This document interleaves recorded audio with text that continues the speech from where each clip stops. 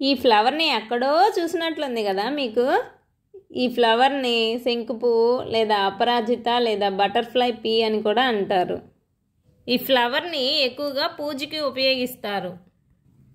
అంతేకాకుండా ఈ ఫ్లవర్లో చాలా మెడిసినల్ వాల్యూస్ ఉన్నాయి. రీసెంట్గా చాలా చిన్న వయసులోనే బ్లడ్ క్లాట్ అయ్యి హార్ట్ అటాక్ వచ్చి చనిపోతున్నారు కదా. ఈ ఫ్లవర్ని యూస్ చేయడం వల్ల బ్లడ్ ప్రెషర్ తగ్గుతుంది. అదేవిధంగా బ్లడ్ క్లాట్ అవ్వకుండా బ్లడ్ని పలుచగా చేస్తుంది.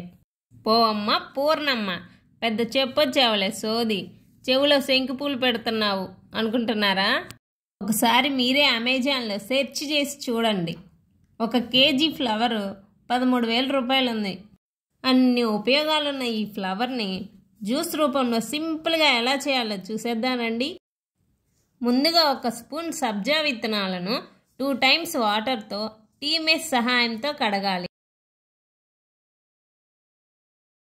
ఇంకొక గిన్నెలో పటిక బెల్లంను, శంకుపూల రేఖలను మాత్రమే తీసుకొని నీటితో శుభ్రంగా కడిగి ఇందాక క్లీన్ చేసి పెట్టుకున్న సబ్జా విత్తనాల నీటిలో వేసి మూత పెట్టి అరగంట నానబెట్టాలి.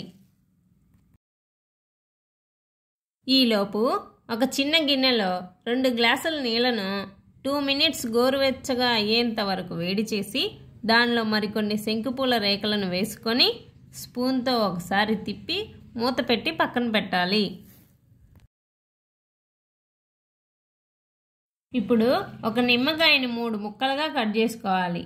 ఆఫ్టర్ 2 మినిట్స్ వాటర్ చూసారా బ్లూ కలర్లోకి మారాయి.